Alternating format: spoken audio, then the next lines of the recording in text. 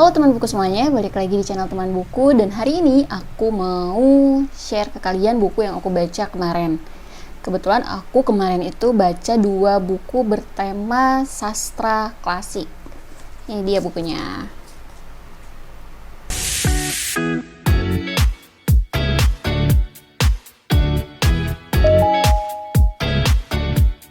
Jadi sebelum kita ke pembahasan tentang isi bukunya, aku mau bahas dulu tentang judul dan mungkin sekitaran fisiknya ya. Nah, yang pertama ini ada judulnya What We Talk About When We Talk About Love. Kalau di Indonesiain mungkin bahasa Indonesianya seperti ini. Apa yang kita bicarakan saat kita membicarakan tentang cinta. Dan ini ditulis oleh Raymond Carver. Aku suka sama covernya karena ini covernya tuh kayak rumah ya, sederhana aja. Yang namanya cinta tuh pasti ada menjadi sebuah rumah, mungkin maksudnya gitu kali ya. Cinta itu adalah bagian dari sebuah rumah tangga ya kali ya pokoknya gitulah. Tapi aku suka sih sama covernya ini, dia ada agak timbul-timbul gitu, terus sederhana tapi bagus aja gitu. Dan ini tuh ada tandanya international bestseller. Terus di sini ada tulisan The New York Review of Books, kumpulan cerita yang dahsyat. Dan ini tuh ditulis oleh Raymond Carver yang merupakan dewa cerpen Amerika yang terus dipuja hingga setelah kematiannya. Dan Raymond Carver ini kelahiran tahun 1938 sampai 1988, jadi cukup lama ya. Sebelum menjadi penulis, dia pernah menjajal berbagai pekerjaan kasar sehingga dia amat paham daki-daki kehidupan. Dia juga dikenal sebagai peminum berat yang berkali-kali nyaris tewas karena kebiasaan buruknya. Dia baru berhenti mabuk-mabukan setelah bertemu, jatuh cinta, dan menikah dengan penyair Tess Gallagher usai perkawinan pertamanya bubar. Ya bisa disimpulkan lah ya kenapa dia menulis tentang cinta, karena di sininya juga biografinya ya ada tentang cintanya juga. Oke, jadi sebelum ke isinya, ini dulu perkenalan dari si What We Talk About When We Talk About Love. Kita ke yang satunya lagi. Ini judul bukunya Si Tukang Onar, karya Maxim Gorky, penerjemahnya Eka Kurniawan. Oke, sampai situ dulu. Di sini nggak ada ditulis penerjemahnya di covernya, tapi kalau ini ditulis di covernya penerjemah Eka Kurniawan nih. Kalau misalnya kalian mau lihat, ya kan? Aku pas pertama kali lihat ini di e-commerce-nya penerbit Baca, ini aku tertarik karena diterjemahkan oleh Eka Kurniawan. Jadi bisa disimpulkan kenapa penerbit Baca itu menyematkan nama Eka Kurniawan di sini. Ya sebenarnya buat selling point-nya juga ya. Karena secara kita tahu kan Eka Kurniawan terkenal banget di dunia literasi Indonesia sebagai penerjemah dan juga sebagai penulis. Dan Maxim Gorky ini kelahiran tahun 1864 sampai 1936. 1936 itu tahun wafatnya. Adalah salah satu sastrawan besar Rusia yang karya-karyanya baik novel, cerpen maupun naskah drama telah mendunia dan wajib dibaca. Selain sastrawan, Maxim Gorky juga terlibat dalam berbagai aktivitas sosial politik, terutama menentang sistem pemerintahan yang mencederai kemanusiaan. Maxim Gorky masyhur dengan gaya realisme sosialis dalam setiap karya sastranya. Jadi segitu dulu perkenalan dari kedua buku ini. Kita lanjut ke isinya. Jadi isinya yang pertama tentang What We Talk About. Emang agak sulit ya. Aku tuh baca judul ini tuh kayak inget NKCTHI. Nanti kita cerita tentang hari ini. Panjang judulnya. Jadi pas baca ini, apalagi ini bahasa Inggris, ya agak belibet gitu. What we talk about when we talk about love. ya judulnya manis sih. Tapi kalau misalkan kalian baca nih isinya, jadi ini tuh isinya tuh ada beberapa cerpen. Ini aku liatin dulu daftar isinya. Terus ini juga jadi cerpennya entah berapa, aku males ngitung. Ya bisa dilihat aja lah ya. Ada banyak. Dan ini tuh hampir semua menceritakan tentang cinta, tapi bukan cinta atau romansa yang membuat geli gitu. Enggak banget. Ini tuh benar-benar cerita romansa tuh yang benar-benar menurutku ini tuh realistis banget dan memang terjadi gitu di kehidupan nyata. Banyak terjadi di kehidupan nyata. Tapi karena ini penulisnya Amerika dan kayaknya tuh cinta tapi dark gitu, dark love gitu tuh, yang cinta yang bukan tragis sih, tapi kayak semacam kayak tuh membicarakan cinta tapi ada unsur kengerian gitu di situ. Aku inget banget di sini tuh ada judulnya tuh tentang apa ya? Bentar. Satu hal lagi atau apa ya gitu. Oke, kita lupain aja judulnya. Pokoknya di situ ada cerita tentang sekelompok orang, kayaknya masih agak muda, dan mereka ini bercerita kalau yang satunya ini tuh dia gagal di pernikahan yang pertama, lalu pacaran sama si temennya ini. Terus yang satu pasangannya lagi dia juga gagal di pernikahan pertama, lalu pacaran lagi gitu. Dan mereka tuh menceritakan tentang kisah cintanya mereka. Dan yang paling bikin aku tertohok adalah pada saat mereka bilang ini tuh dia cinta loh sama aku katanya, tapi dia mengancamku untuk membunuhku.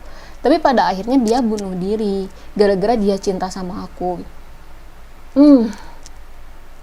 Ya aku bacanya apa ya, yang ngeri aja sih, ngeri banget justru. Terus di sini aku tandain, cuman aku lupa ini apa ya aku tandainnya. Jadi aku ternyata nandain gini, cuman aku lupa. Oke, aku baru ingat setelah baca beberapa kalimat yang ada di sini. Jadi ini tuh ada satu cerpen yang judulnya Segalanya Menempel Kepadanya. Jadi dari sekian banyak cerita cinta yang menurutku ini kejam, terus gelap, yang satu itu tuh yang hangat, cerita cinta yang bikin adem. Cuman itu doang. Pengalaman aku baca ini tuh kayak baca ya udah gitu, baca aja ngalir sampai ujung-ujungnya tuh kayak masih, kalau cerpen pertama, kedua, ketiga tuh masih bingung gitu, ini tuh sebenarnya cerita tentang apa sih gitu. Tapi ujung-ujungnya oh iya sebenarnya itu tentang cerita tentang cinta, cuman ya menyiratkan kegelapan soal cinta itu sendiri gitu. Jadi kalau cinta itu nggak selamanya romantis gitu, cinta itu nggak selamanya manis, anget gitu, enggak gitu. Tapi ada sisi gelap dari soal cinta itu sendiri. Itu sih yang bisa aku simpulin dari buku ini. Kalau kalian suka sastra klasik, ini bisa banget dibaca. Aku saranin dibaca, dan aku juga kayaknya nggak bakalan baca buku ini cuman sekali doang. Mungkin next aku bakalan baca lagi. Oke, kita lanjut ke buku yang kedua, Si Tukang Onar. Nah, kalau ini dia tentang realisme sosialis. Aku sebenarnya nggak paham realisme sosialis itu apa. Dari segi kata-katanya, realisme itu berarti nyata, sosialis itu adalah orang-orang yang bersosial, mungkin ya, aku juga nggak paham. Karena aku nggak mendalami sastra itu sendiri, jadi aku cuma hobi baca aja. Dan aku tuh baca ini, jujur aku milih buku ini karena penerjemahnya Eka Kurniawan. Kalau bukan penerjemahnya Eka Kurniawan, mungkin aku nggak bakalan ngelirik buku ini. Tapi ternyata buku ini tuh berisi tentang kisah-kisah yang kembali lagi dark. Mungkin kalau ciri-ciri sastra klasik atau tipikal sastra klasik itu emang agak dark mungkin ya, karena kan dari sekian buku yang aku baca sastra klasik, jadi aku udah baca sekitar 4 sastra klasik ya, kecuali yang buku anak-anak kayak The Little Prince. Jadi 4 sastra klasik itu yang Si Tukang Onar, terus ini sama 2 lagi yang dari penerbit Mai. itu memang ceritanya menurutku dark, kelam, gelap, dan mengeluarkan sisi gelap kemanusiaan itu sendiri. Dan ini di buku ini banyak sekali menyebutkan tentang sisi gelapnya manusia kayak gitu, dan bener-bener kayak apa ya, aku bacanya tuh jujur nggak paham sama sekali ini maksudnya apa, tapi ngerinya dapat gitu. Kayak aku tuh ada satu judul yang aku inget, bentar aku lupa, aduh sorry, inian lagi. Ini kalau ada suara berisik kipas tolong dimaklum ya, soalnya panas kalau nggak nyalain kipas. Ada judulnya tuh Ibu Seorang Pengkhianat. Ini aku ceritain sedikit ya soal ibu seorang pengkhianat ini. Jadi di suatu masa itu ada yang namanya pemberontakan, dan anaknya si ibu ini masuk ke orang yang memberontak gitu, yang menjadi pengkhianat.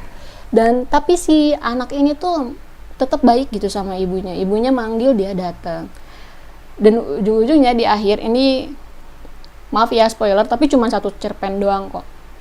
Dan ujung-ujungnya di akhir si ibu ini harus membunuh anaknya demi negara. Kayak gitu. Walaupun sebenarnya anaknya tujuannya itu dia memberontak tuh ya emang buat bikin negara dia sendiri. Jadi bikin negara yang damai menurut versi dia sendiri. Kayak gitu, menurut versi si anaknya sendiri. Dan ibunya tuh kayak, enggak kok nak, kamu tuh sebenarnya salah. Menurut ibunya tuh salah, dan ibunya terpaksa untuk membunuh anaknya di pangkuannya dong. Pada saat anaknya itu memeluk ibunya di pangkuan di dada ibunya, ibunya ngebunuh si anaknya, nusuk ke jantungnya itu. Udah berasa kan kelamnya, tapi nggak cuman itu doang, masih ada lagi. Di sini ada banyak.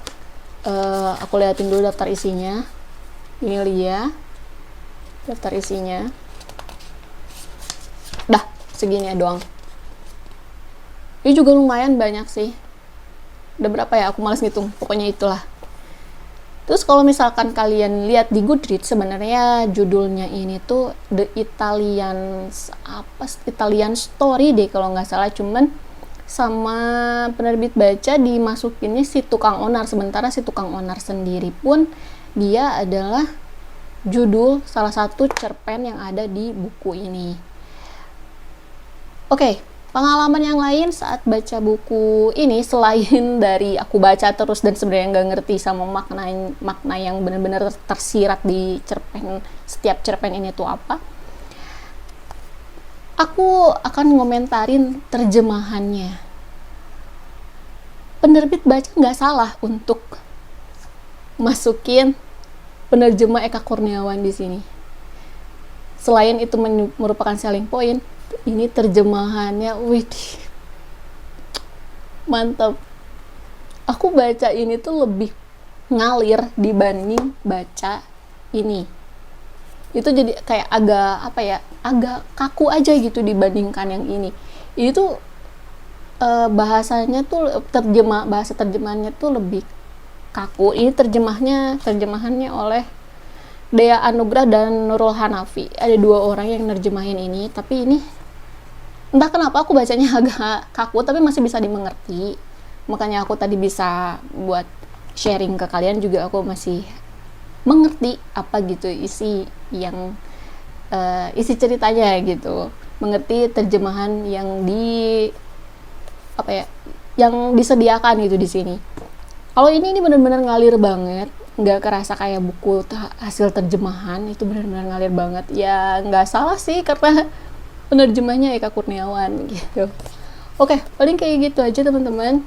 2 buku sastra klasik dari sastrawan Rusia dan sastrawan Amerika. Ini seru banget, aku rekomendasiin banget buat kalian yang suka sastra klasik.